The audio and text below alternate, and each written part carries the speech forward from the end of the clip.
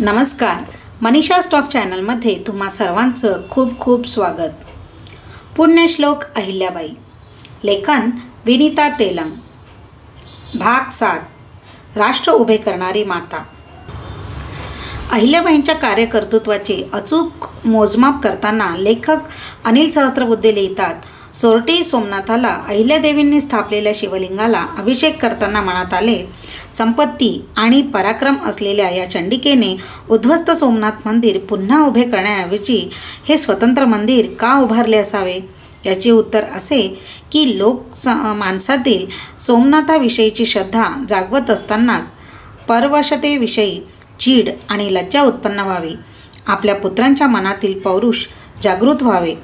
स्वत्वाने द्वेषाने राष्ट्राच्या पुनरुत्थानाची आकांक्षा मनात निर्माण व्हावी, ह्याच भावनेने अहिल्याने मंदिर उभारले. जे जिजाऊ साहेबांनी शिवबा संस्कारित होण्यासाठी केले तेच ती तिच्या अंतःकरणात दडलेली लोकमाता, राष्ट्रमाता आपल्या पुत्रांवर असे संस्कार करत राहिली. हे किती खरे आहे. अहिल्याबाईंच्या चरित्रात व्यवस्थापनेचे, अर्थनियोजनाचे, राजकारणाचे अनेक विषयांचे धडे सापडतात. त्यांचा दानधर्म न भूतो न भविष्यती असा म्हणावा असाच आहे. त्यांनी उभ्या केलेल्या मंदिरे, घाट, छत्र्या, बारव अशा सौंदर्य खुणांनी संपूर्ण भारतवर्ष नटले आहे. पण त्यांनी केलेल्या कामातून केवळ लोककल्याण किंवा धर्मकार्य घडले असे म्हणता येत नाही. त्या काळात त्यांच्या अंतप्रेरणेनुसार ती कार्य झाली. पण आज 3 शतकानंतर त्याचे खरे महत्त्व आपल्या ध्यानात येत आहे. भारतीय संस्कृती, परंपरा, जीवनमूल्ये याची चिरकाल टिकणारी स्मारके त्यांच्या कामातून उभी राहिलेली आपल्याला दिसतात. वाटसरूंच्या वाटेवर झाडे लावणे, त्यांची तहान शमावी म्हणून पाणपोया, त्यांच्या क्षुधा शांतीसाठी अन्नछत्रे या व्यवस्था किंवा सोयी नव्हेत. तो त्या लोकमातेने त्या काळातील जनमानसावर केलेला संस्कार आहे. तो संस्कार आजही वेगवेगळ्या रूपात समाजात जपलेला दिसून येतो. अत्यंत विपरीत काळात तिने समाज मनाचे उन्नयन केले. हा देश एक आहे हे तिच्या कामांनी दाखवले. त्याच्याविषयी आपलेपणा निर्माण केला. समस्त भारतीयांच्या मनात या कामामुळे दृढ भावनिक नाते निर्माण झाले. भारतीय म्हणून आपापल्या प्रांतात असलेली ही अभिमानाची चिन्हे मिरवताना भिन्न भाषा, संस्कृती, वेश यांना एकत्र बांधणाऱ्या या सांस्कृतिक साखळीचा आपण एक भाग असल्याचा भाव मनात येतो. अहिल्यादेवींनी उभी केलेली कामे ही भारतीय राष्ट्रीय ऐक्याचे प्रतीक बनली आहेत. दुर्गाबाई भागवत म्हणतात, धार्मिक जीवनापेक्षा अहिल्यादेवींची राजकीय व सामाजिक जाणीव अधिक प्रगल्भ आणि विशाल होती. खरोखर धर्मकार्य व राष्ट्रकार्य हे एकच हे त्यांच्यापेक्षा अधिक कुठे पाहायला मिळेल. त्यांनी फक्त इमारती उभ्या केल्या नाहीत, तर सततच्या आक्रमणांमुळे मोडून पाडलेला भारत उभा केला. मुघलांनी देवळं, मूर्ती तोडल्या, अत्याचारांनी मन उद्ध्वस्त केली आणि नंतर इंग्रजांनी भेद निर्माण केले आणि भारताचे तुकडे केले. पण भारत आजही एका सांस्कृतिक धाग्यात बांधलेला आहे, तो अशा कामांमुळेच. त्यांच्या प्रशासकीय कामाला त्यांच्या रियासतीची मर्यादा होती, पण त्यांच्या लोककल्याणाच्या कामाला मात्र सीमा नव्हत्या. कामे उभी करताना त्यामागे काही निश्चित विचार असायचा. महेश्वरमध्ये अनेक सुंदर घाट आहेत. त्यातील एक घाट पेशव्यांच्या नावाने बांधून त्यांच्या कर्तृत्वाची आठवण ठेवली आहे. आणखी एका महत्त्वाच्या सांस्कृतिक संदर्भाची आठवण त्यांनी मंडलखो घाट बांधून जपली. असे सांगतात की शंकराचार्य मंडलेश्वर येथे आले असताना त्यांना मंडन मिश्र यांच्याशी शास्त्रार्थ करायचा होता. त्याकरता नर्मदेवर स्नान केल्यानंतर त्यांनी तिथे पाणी भरणाऱ्या स्त्रियांना मंडन मिश्र कुठे राहतात असे विचारले होते. या ऐतिहासिक प्रसंगाची स्मृती या घाटांमुळे जपली गेली आहे. उत्तरेला केदारनाथ, गंगोत्रीपासून दक्षिणेला रामेश्वर, इकडे सोमनाथ, द्वारकापासून ते जगन्नाथपुरी अशा भारतात एकूण 40 ठिकाणांवर त्यांनी कामे उभी केली आहेत. काशी विश्वेश्वर, सोमनाथ, वेरूळ अशा महत्त्वाच्या मंदिरांचा त्यांनी जीर्णोद्धार, 50हून अधिक मंदिरांसाठी दानधर्म आणि 11 प्रमुख तीर्थक्षेत्रांवर त्यांनी धर्मशाळा, शिवाय काशी, अयोध्या, हरिद्वार, महेश्वर, नाशिक अशा अनेक ठिकाणच्या नद्यांवर त्यांनी बांधलेले अतिशय सुंदर, भव्य आणि मजबूत घाट आजही उभे आहेत. अहिल्याबाईंनी मंदिरे घाट बांधलेच नाहीत, तर भारताचा उद्ध्वस्त झालेला आत्मगौरव पुन्हा प्रस्थापित केला आणि होळकरांच्याच नाही तर मराठेशाहीच्या आणि समग्र भरतखंडाच्या प्रतिष्ठेत त्यांनी मोलाची भर घातली.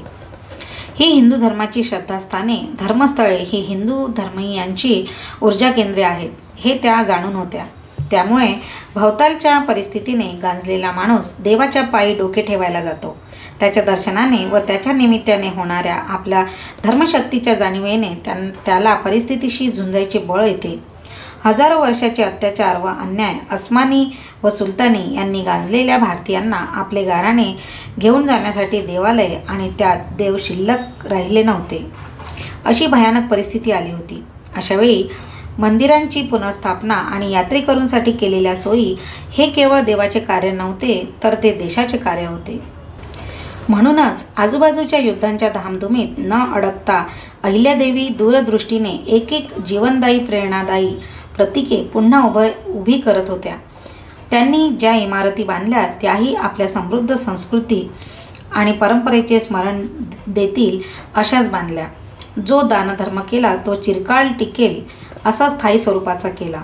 चांदवडच्या निसर्गरम्य परिसरात बांधलेल्या भव्य वाड्यात ऐतिहासिक दरबार हॉलमध्ये लाकडी कोरीव नक्षीकाम आहे, तर सभागृहाच्या अर्ध्या भागात रामायण, महाभारत, कृष्णलीला असे प्रसंग भिंतीवर रंगवलेले आहेत. हा पैसा सैन्य उभारणी व शस्त्र उभारणीसाठी किंवा आपल्या राज्यविस्तारासाठी त्यांना खर्च करता आला असता, परंतु युद्धाने होरपळलेल्या जनतेला दिलासा देण्यासाठी पुन्हा युद्ध आणि शस्त्रास्त्र यावरच खर्च करावा हे त्यांच्या सात्विक मातृहृदयाला पटले नसावे. त्यापेक्षा जनतेला कायमस्वरूपी आनंद व आधार देत राहतील अशी कामे त्यांनी निर्माण केली. बाकी सारे राजे सरदार युद्ध आणि डावपेचात मग्न असताना धोरणी आणि दूरदर्शी अहिल्यादेवींनी स्थायी कामे उभी करण्यावर लक्ष केंद्रित केले आणि धर्म संस्कृतीचे बीजारोपण भारतभर केले. राजकारणाच्या संकुचित वर्तुळातून बाहेर पडून त्यांनी सदैव राष्ट्रकारण केले. त्यामुळेच मराठ्यांनी तलवारीच्या जोरावरती विस्तारलेल्या राज्याच्या सीमा किंवा सीमांचा राजकीय विस्तार कालांतराने नामशेष झाला.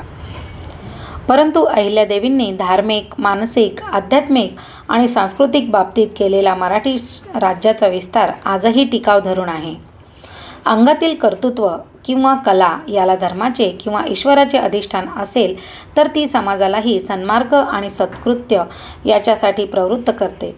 त्यांनी बांधलेले घाट, मंदिरे याद्वारे एक प्रकारे त्यांनी या भूमीचे धार्मिक आणि राष्ट्रीय आयुष्य पुन्हा नव्याने घडवले. श्रद्धेला गेलेले तडे साधून घेतले. देशातील कला, उद्योग, साहित्य, संस्कृती याला सर्व परीने बळ दिले. त्या धामधुमीच्या काळातही आसेतू हिमाचल परकीय धर्मांधांनी दुष्टपणे नष्ट भ्रष्ट केलेल्या मंदिराची पुनर्स्थापना केली. या कामांमुळे देशातील कला, उद्योग, साहित्य, संस्कृती याला सर्व परीने बळ मिळाले. महेश्वर येथील त्यांची राजधानी एक प्रकारे भारताचे हृदयस्थान बनले. त्या धामधुमीच्या काळातही या हृदयस्थानातून सांस्कृतिक एकतेचा प्रवाह देशभर अभिसारित होत राहिला. हिंदुस्थानभर पुन्हा चैतन्याचा संचार होऊ लागला. विश्वस्त वृत्तीनं राज्य चालवणं, पण काम करायचं तर राज्य सत्ता राखावी लागते याचंही भान जपणं, यातलं विलक्षण संतुलन त्यांनी साधलं होतं. वैयक्तिक अहंकारशून्य पण राज्यकर्ता म्हणून अस्मिता जपणं हा अवघड तोल त्यांनी सांभाळला. होळकरांच्या गादीचा सन्मान, उत्कर्ष त्यांनी आपल्या शुभ्र वस्त्रांकित खांद्यावर समर्थपणे पेलला. आपल्या घराण्याचा वंश खुटलेला त्यांना पाहावा लागला, पण त्यांनी अक्षरशः आसेतू हिमाचल उभी केलेली कामं हा वारसा त्या मागे ठेवून गेल्या. इतकी समृद्धी बाजारपेठ त्यांनी उभी केली, इतक्या देखण्या इमारती बांधल्या, पण त्यात कधी रमल्या नाहीत. त्यांची स्वप्न त्यांना पुढे पुढे नेत होती. कलकत्ता ते काशी चांगला रस्ता व्हावा हे आणि रामेश्वरला काशीच्या गंगेचे पाणी पोहोचवता यावे, तसेच सोमनाथाच्या मंदिरात देवांची पुनर्स्थापना करायची आहे अशा उत्तुंग कल्पना त्यांच्या मनात होत्या. गंगातीरी ऋषिकेशला उत्तम मंदिरे व्हावे, बाजूला धर्मशाळा हवी, हिमालयात उंचावर असलेल्या अलकनंदेच्या तीरावर देवप्रयाग क्षेत्र आहे तेथे यात्रेकरूंसाठी अन्नछत्र बसायला हवे. वृंदावन द्वारकेपासून नाशिक पुणे तांबेपर्यंत सर्व क्षेत्रांचं खडानखडा माहिती आणि योजना हे सारे त्यांना कसे सुचत असेल बरे. देश चालवणारा, चालवू शकणारा शासकच अशी स्वप्ने पाहतो. हिंदुस्थानचा एकछत्री अंमल, एक हाती चालवण्याची धमक त्यांच्यात नक्कीच होती. त्यांची धर्मजाणीव, राजजाणीव, राष्ट्रजाणीव केवळ धार्मिक कार्यापुरती सीमित नव्हती. या देशाला कुणापासून काय धोका आहे हे त्यांना अचूकपणे माहिती होते. दक्षिणेत टिपू सुलतान धुमाकूळ घालत असल्याचे त्या जाणत होत्या. मंदिरे पाडत बायकांना भ्रष्ट करणारा टिपू सुलतान हे राष्ट्रावरचे धर्मसंकट आहे हे त्यांना समजले होते. त्यामुळेच त्याच्या बंदोबस्तासाठी त्या आपल्या फौजा पाठवत होत्या. टिपूचे वागणे फार कपटाचे आहे, त्यास दूर ठेवावे असे ते तुकोजींना आवर्जून कळवत होत्या. अहिल्यादेवींनी आपल्या अंतर्मनाच्या जाणिवेने आधीच जाणलेला व पातशहाच्या पत्रातून पुढे आलेला इंग्रजांचा धोका ओळखला व पेशवे सर्व मराठा सरदार यांना त्या सावध करीत राहिल्या. आपण सर्वांनी एकत्र येऊन या शत्रूला इथे टिकू देऊ नये असे त्यांना वाटत होते. पण दुर्दैवाने इथले अनेक राजे, मराठा सरदार एकमेकांविरुद्ध लढण्यासाठी इंग्रजांची मदत घेत होते. अहिल्यादेवींनी मग आपल्या परीने त्यावर उत्तर शोधले.